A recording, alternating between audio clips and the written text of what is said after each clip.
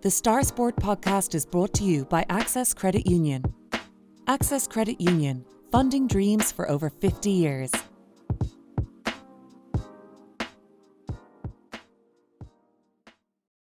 Close your eyes and pull like a dog.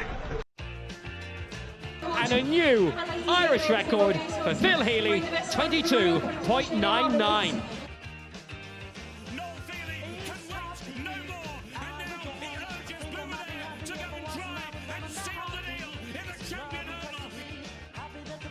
Christy Cooney hands over the Sam Maguire Cup to Graham Canty, Cork All-Ireland champions for the 7th time ever. Hello and welcome to the Star Sport podcast. My name is Dylan Mangan of the Southern Star, and as always I'm joined by Star Sport editor Kieran McCarthy. Before we get into things, I'd just like to give our listeners a gentle reminder to please rate, review and subscribe to the podcast on Apple Podcasts, Spotify and YouTube. The Star Sport podcast is brought to you in association with our friends at Access Credit Union. Access Credit Union, where your bank really does matter. Choose credit union, choose local, choose community. Now, later on the podcast, we'll be hearing from one of West Cork's biggest sports stars, Conor Hourihane. He's back in West Cork at the moment to visit family and friends, and Kieran caught up with the soccer star at the opening of the new Bandon Family Centre this morning. But Kieran, before that, let's just get straight into it. Cork, 15 points. Kerry, 114. It wasn't quite to be for the Rebels at the weekend, but there's one big decision, one big talking point that came out of this game.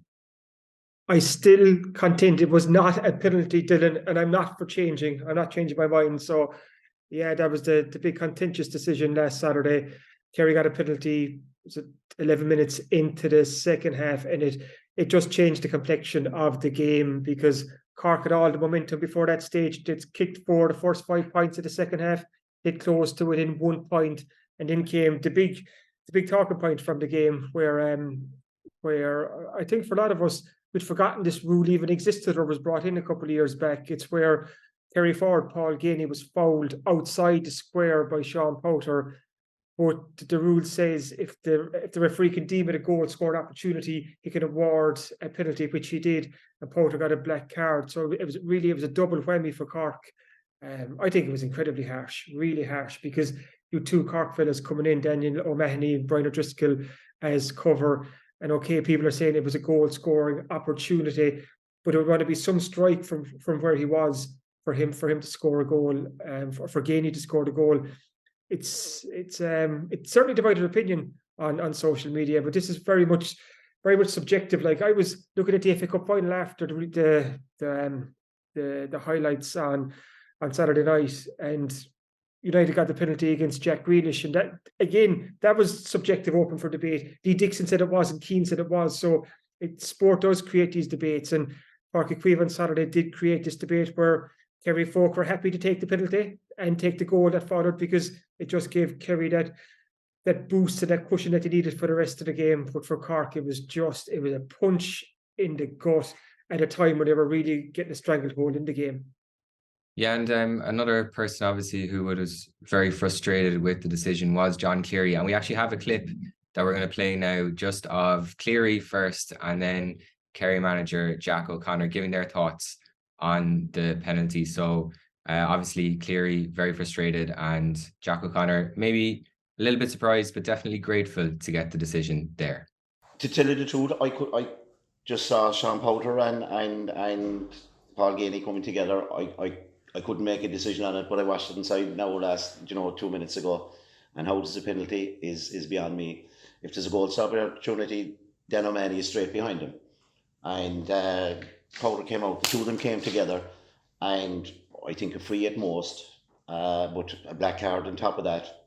If they're going to be penalties for that, to me, watch it back. You can see yourselves, man inside, coming along nearly practically along the end line. Very harsh decision. Yeah, I don't have a view really, but the only thing I'd say is the rule is there. There's no one better than David Goff for implementing the rules. He's top of his game. And if he thought it was a penalty, it was a penalty. I wouldn't have been too put out if it was a 21-yard free, but the rule is obviously there. It's never been implemented in the game that I've been involved in before, so this is a first for me. Kieran, I want to start with what Jack O'Connor says at the end of that clip there, because as I said just before we played it, he seemed, if not surprised at the decision, then certainly grateful. He said he hadn't seen it given in a game that he was involved in before. Yeah, even in the press box on the media area on Saturday, when the penalty was awarded first, there was confusion because we were like, that was outside the square. How is that a penalty? And then the penny began to drop about this rule, about, like I said there, if a player's inside the 21-metre line and the referee deems it a goal scored opportunity, even if it's outside the square, the ref can award a penalty.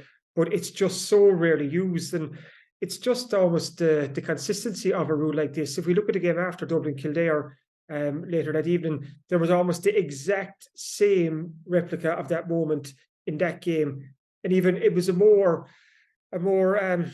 obvious version of this incident, but no penalty was given, no black card. It was a free and yellow card to Dublin.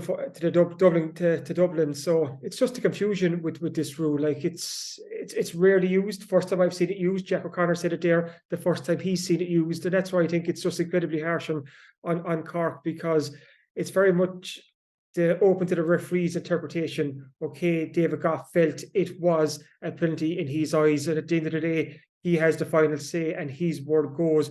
But you can see why John Cleary was so irritated and so vexed and so frustrated. And you could hear it in his voice in that clip a couple of moments ago as well, because it was a game changer. You could sense at the game that Cork were really coming into. They were just getting on top of Kerry. Like I said, they got 4 of the first 5 points of the second half, close to within a point, but they didn't get that close again for the rest of the game. And you just felt that Kerry were there for the taking. They're not the force they were last year. They look a little bit more fragile. Even in the last quarter, they were, I'm not saying they were holding on, but they were edgy. They were nervous. Maybe it was scar tissue from a couple of years ago when Cork hit Kerry that late sucker punch, that marquee goal in the 2020 Munster semi-final. But you just felt that Cork could have got something out of this game. Unfortunately, they didn't. And I know this Cork team don't want to talk about or hear about moral victories, but while this was another step in the right direction, they'll be thinking this week, Jesus, that was a missed opportunity. Yeah, is that part of the disappointment as well? Because last week we were talking about how, you know, if Cork got close to Kerry, it would be a good result. And yet this week we're talking about how it feels like a gut punch, like you say. It feels very disappointing. Because Cork did get so close to Kerry, and they got so close to Kerry, they got to caught him by the neck and wrang their neck. You know, they were that close to getting one over the neighbours. But what Kerry have too, they have David Clifford, and he finished with 1-5, and he's just a class act. And it almost came down to that as well at certain stages, that Kerry have those natural forwards, those big players that can get a score out of nothing. There was one point in the first half where Clifford came outside the 45, collected the ball, and just sent a beauty over towards the 10 stone live at the marquee. Like, it was a superb score, but it shows why he is the best in the game, one of the top forwards in the country. Whereas Cork, again, and it's been a team during the league, they just left chances behind them. There was at one stage in the second half, Dylan, Cork missed 3 frees in a row, 2 from Brian Hurley and 1 from Stephen Sherlock. And they were all little opportunities to put more pressure on Kerry. Chris O'Jones had a terrible wide in the first half when all the hard work was done. He room in front of him, steadied himself, but sent the ball wide. So Cork will look back and know that they had the chances to make it a tighter game, to possibly win the game. And John Cleary reflected on that afterwards as well. It's that composure that Kerry have, that experience that they built up over the years. Cork just don't have that composure right now, but they need to find it and find it fast if they are to beat a big team. Because Kerry showed in the second half, even though they weren't playing well, they still got the scores that mattered when it mattered. Like right at the end, when Cork were closing up, Thomas Sullivan, the Kerry cornerback, got up the other end of the pitch and tapped over almost an insurance point, if you like, and he was in acres of space right in front of the Cork goal. It's just Kerry know how to win tight games. Cork don't know yet how to win tight games against the bigger teams. But I think it was a step in the right direction. What we're going to see now against Mayo on Sunday week, that's June 18th in the Gaelic grounds, is another good Cork performance. And they'll rattle Mayo, because look at Mayo and Louth last weekend. That was quite tight. So there's a chance here for Cork to get that big scalp, and you almost feel that's the next step of this Cork team's development, to take down a big team, and that's almost another step in the right direction. I keep talking about these steps. Okay, there's a lot of steps to get to where Cork want to get, and they're on the right path, but they need to start taking their chances in big games, and they need to start beating big teams, because that's the next thing they have to do. Yeah, maybe go from one small step to one giant leap for Cork against Mayo next week, Sunday week, sorry. Just very quickly on that as well, I know we'll talk about it next week ahead of the game, but what can Cork take from the performance against Kerry into the game against Mayo that can give them some hope there? Because like the first half was a little bit disappointing from Cork, but they came out the start of that second half up until the penalty, they were brilliant. When they raised their levels of aggression and really took it to Kerry in the second half, you saw a Cork team that looked like it could do something, and I think that's very important. Like, they were a bit passive and sloppy in the first half. They weren't taking their chances. They only got 3 points in play in that first half, but in the second half, it's almost like they were left off the shackles a small bit, and they just sensed that Kerry were there for the taking, and they went for it. And they, like I said, they got so close, but then the penalty knocked them back. But what could they take from it? If we go back to last year's Munster semi-final against Kerry, and even the All-Ireland quarter-final against Dublin that followed, Cork faded badly in the last quarter of both those games. I think we mentioned in last week's podcast that Kerry outscored Cork something like 11 points to 1 in the final quarter of their championship game last year. But this was a game last Saturday that saw Cork going right towards the end and really putting up the Kerry right to the final whistle. And John Cleary noted that after as well, that he feels that Cork are now built to last longer in games, that the panel is stronger, that they're a fitter team, that they're a year further along in their development. And you could see all that on Saturday. And just on the panel as well, the fact that Cork could bring on players like Stephen Sherlock and Owen McSweeney, who both kicked 2 points each, I think that points to a strong panel right there. This is still a Cork team that's missing Conor Corbett. Cathal O'Mahony will be out for the championship. 2 top young forwards who would make a difference. And I think Cork in the next couple of years, like, they'll be central figures in that Cork attack, because they're 2 really, really good footballers. So you can see a strong Cork panel forming. And I'll just point across to Kerry for a second. I was looking at the Kerry bench, and the Kerry bench, you're pushed to find the game changers there. So for Cork to be able to bring on the players like McSweeney and Sherlock, and even John O'Rourke came on late as well. Like, it shows that Cork are building a strong panel there. So I think there's plenty there to take into the Mayo game, but they'll need to back up this performance. They'll need another 70-minute performance, take it right to the end, be more clinical in front of the goal. They really need to take their chances when they get them, and if they do that, they'll rattle Mayo. Absolutely. And fingers crossed that we'll be chatting more about that game next week on the podcast. So tune in for that. But moving on now, the West Cork Academy begins their 2023 SFAI Kennedy Cup campaign with 3 games in 2 days at the University of Limerick next week. And Kieran, it's a big week every year for young soccer players in the region. And there's one player in particular who'll be making some West Cork history. Yeah, huge. This is a huge week, the Kennedy Cup. You've the best young soccer players in the country. They'll all converge on UL for a magical week that these players will never, ever forget. So we've the West Cork team making the trip to Limerick, and it's going to be a very special week for one young schoolgirl from the West Cork Schoolgirls League. That's Drina Rangers' Emma Hurley. She'll become the first ever schoolgirl to represent West Cork at the Kennedy Cup, and that's a terrific achievement, and a huge congrats to Emma Hurley and to her club, Drina Rangers. But it also highlights just how far the Schoolgirls League is coming here in West Cork as well, that we have a player as talented as Emma, who's earned her place on this squad and will be lining out for West Cork next week. So like I said, big week, couple of tough games coming up. Like you said there, Dylan, the 3 games in the first 2 days. They're taking on Waterford, Limerick District, and the NECSL. So that's going to be the NECSL, which is the North Eastern Counties Schoolboys League. So those games are on over Monday and Tuesday early next week. And then it's the outcome of those games to decide what competition that West Cork go forward to. So big week for West Cork. The soccer scene in West Cork is quite strong now, especially at underage level, and we've seen a lot of West Cork Academy teams go quite well in the various competitions. So this is another chance to put West Cork soccer on the map. So to all the players heading up, enjoy it. It's a trip that you never ever forget, and hopefully they can do better than last year, which would be incredible. Last year's team got 11th place overall, which I think was a record for West Cork. So if the current crop can equal that or better it, that would be absolutely sensational. Absolutely. Into the top 10 this year for West Cork, hopefully. Kieran, we've spoken a lot about West Cork rugby on the podcast, and you've written about it a lot in the newspaper in recent weeks. We had Laura Guest on to talk about her career and about how rugby has grown since she was a player. Of course, last week we heard from Tom Savage of Three Red Kings about the brilliance of players like John Hodnett, Gavin Coombs, Jack Crowley in Munster's URC win.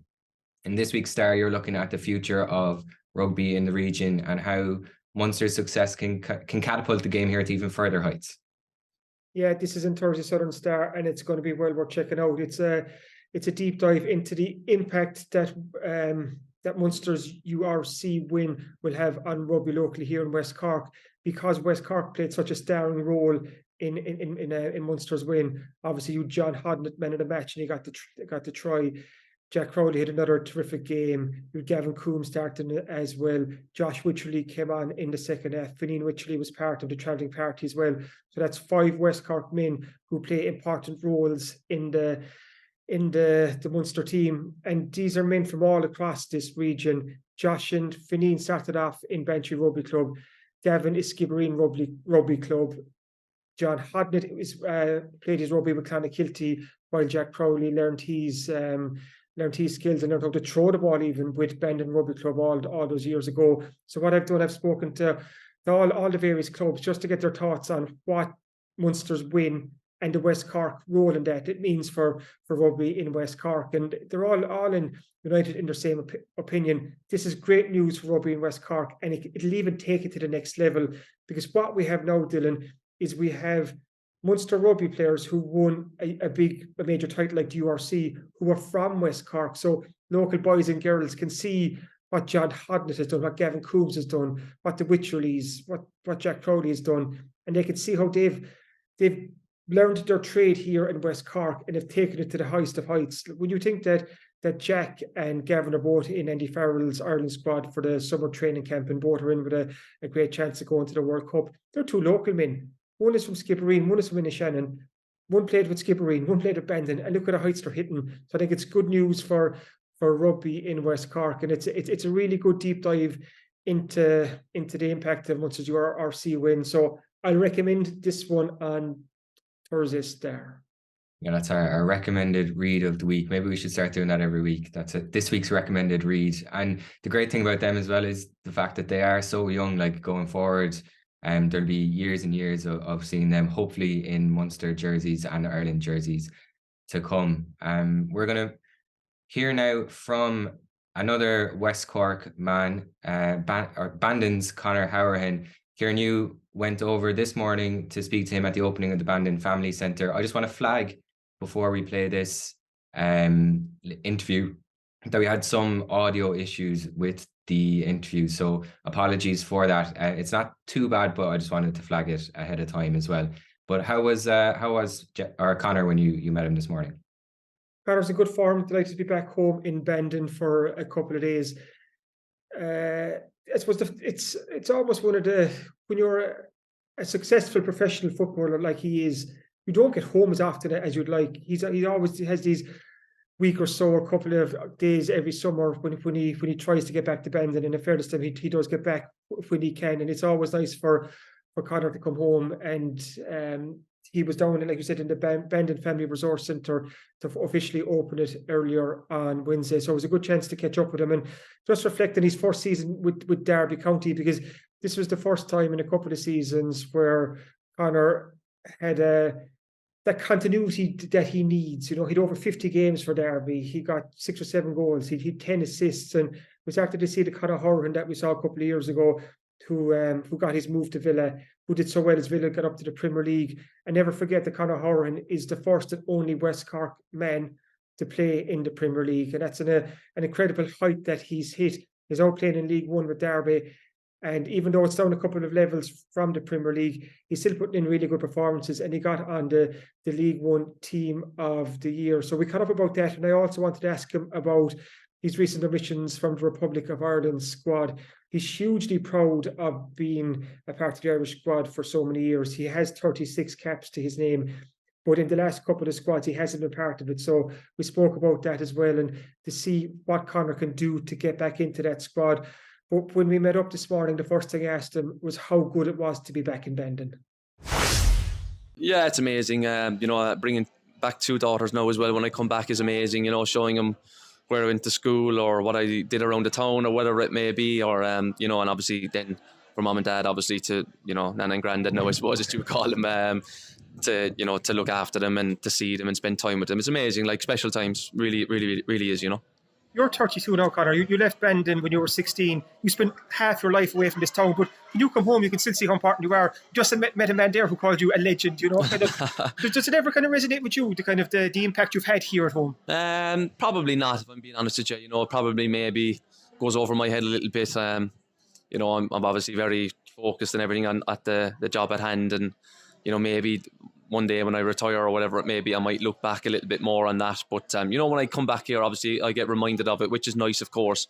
When I'm in England, it's a little bit different. You probably don't get reminded of it as much as that. Mum and dad might drop in something, or my good friend Richard O'Regan obviously might drop something into me. But look, it's amazing to come back and to see people here today and say that the impact they've had on young girls and boys' lives is amazing, really. Talking about that impact you have, I think a special moment a couple of weeks ago, you were named on the League One Team of the Year, and your dad was across at the awards ceremony. Yeah. What was that like? It was amazing. My wife was away on holiday actually at the time, and Dad was over in England, so I thought, it'd be a perfect opportunity to bring him along. And Dad obviously huge soccer fan himself and follows everything so intensely, let's say. He likes the off-season just as much as me, so he doesn't have to watch the scores come in. But he loved it. People like Jeff Stelling was there, and Chris Kamara and Vincent Kompany and all these guys, and Dad was right alongside him. And it's amazing for him. The nights are more for him rather than me, so it was an amazing night. Getting picked in that League One Team of the Year, it's a reflection of the season you had with Derby County. I was even looking at some of the stats there. I think was it 7 goals, 10 assists. You played over 50 games. It's the first time, I suppose, is it fair to say the first time in a couple of years that you've had that continuity in games and it showed in your performance? Yeah, I think obviously it was great last year, and one of the reasons why I joined Derby was I just wanted to get back playing again. I think over the last couple of years, obviously getting promoted to the Premier League was amazing, and I wanted the opportunity to try and play in the Premier Leagues, and I stayed around with Villa for a couple of years, which was an amazing time, but I knew I was going to be in and out of the team. Then I went to Swansea for 6 months. I played regularly there, but obviously it was only for half of a season. Then last year at Sheffield United, I was in and out of the team.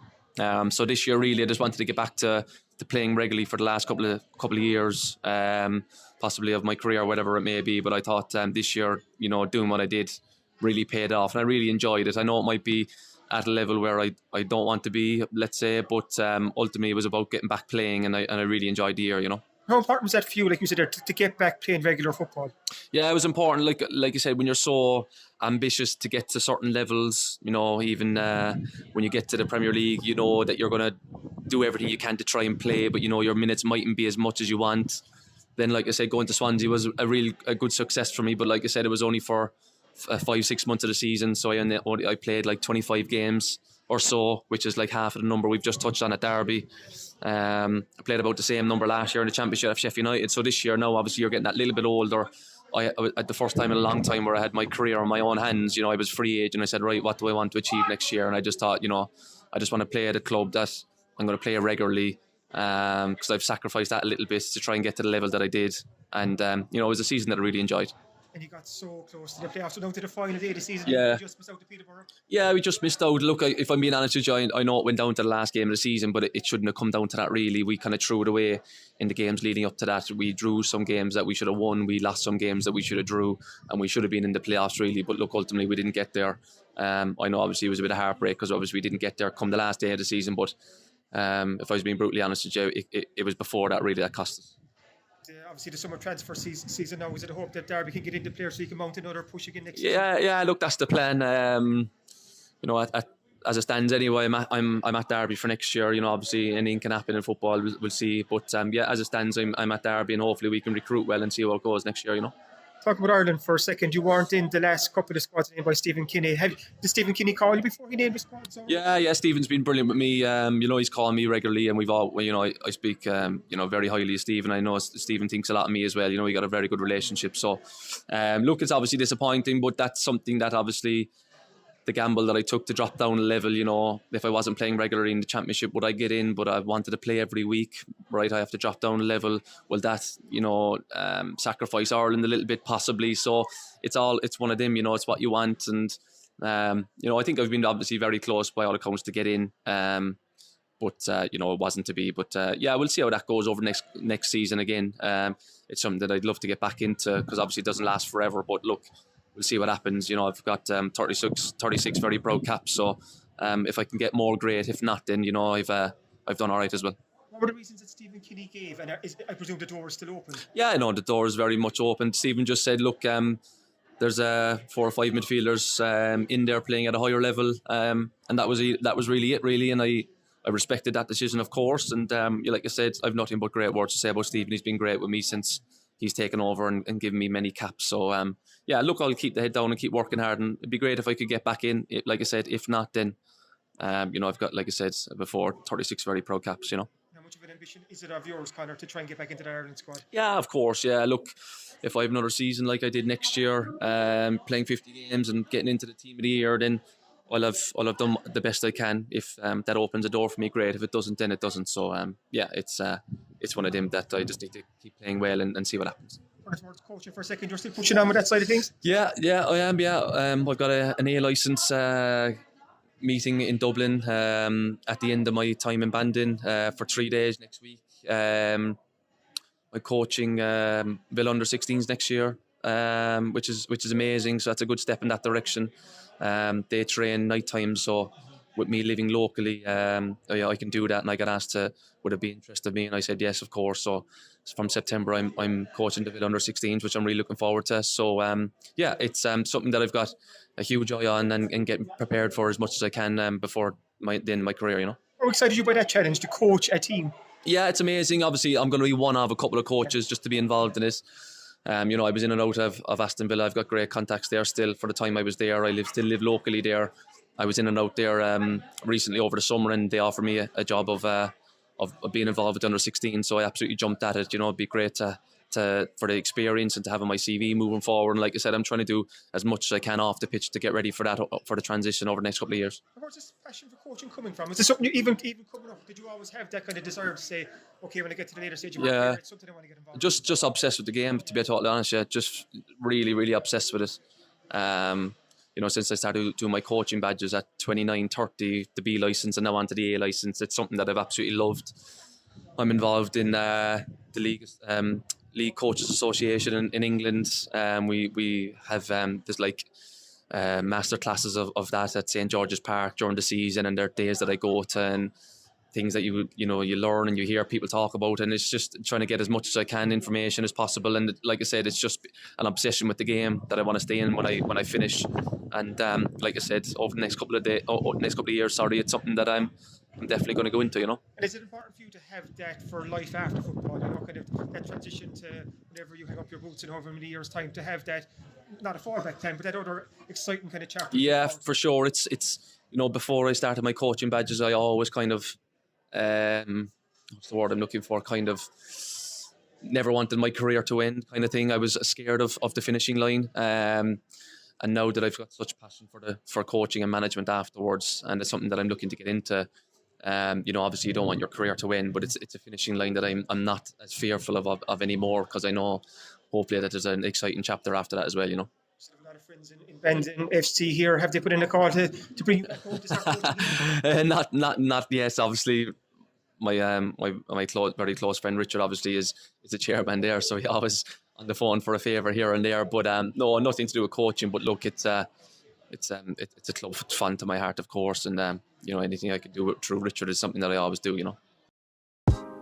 The Star Sport podcast is brought to you by Access Credit Union. Access Credit Union, funding dreams for over 50 years.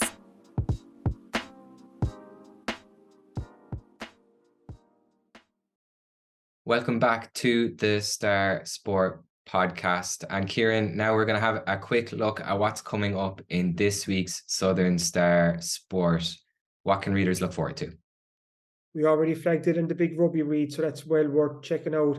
We also have a nice piece on John Hodnett, who picked up a West Cork Sports Star of the Month award last weekend. Matthew Hurley has spoken to a couple of members of Clonakilty Rugby Club to get their memories of John Hodnett growing up. So that's a really nice piece by Matthew Hurley. We also have a tribute to the late Teddy McCarthy, who passed away so suddenly on Tuesday night, and Tom Lyons has penned a lovely tribute to Teddy Mac, and along the lines of the King is dead, because when you think of Teddy McCarthy, he is a Cork GA icon, he's a Cork sporting icon, and he's sadly gone too soon. So it really is a lovely tribute from Tom Lyons, and that's well worth checking out. Sticking with GA for a second, we have report and reaction from the Munster minor football final last week, where Cork came up just short to Kerry, where Cork are right back in action this weekend against Dublin in an All-Ireland quarter-final. And congrats to Randall Oak, Sean Daly, who was part of the Cork under-20 team that won the All-Ireland last week, and we have a report and pictures on that. I've also caught up with Nicola Tuttle. She's the Irish women's hammer thrower from Kilbrittain, still just 19 years of age, but she's really making waves again this year. She's at 3 personal bests already, and she's set for a big summer. We have the preview of the Kennedy Cup, and while the West Cork League has wrapped up, Ger McCarthy has his end of season West Cork League award. So any complaints about these awards, you'll find Ger McCarthy on Twitter, so you can direct all your ire towards him if your club was left out of his awards.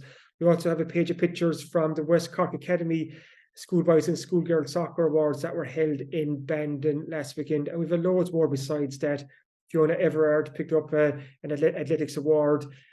The Road Bowling Championships are hurtling towards the business end. Castlehaven Ladies won the Sevens tournament in Killarney last weekend. The Cork team lost to Galway in the Camogie Championship, and so much more. So this Thursday Southern Star is well worth picking up.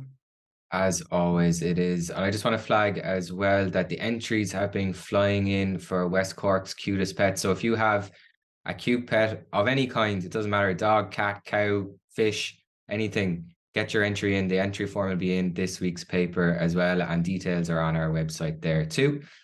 As always, if you're further afield or you can't make it to the shops, you can subscribe to the Southern Star e-paper and get Southern Star on your laptop, tablet or phone.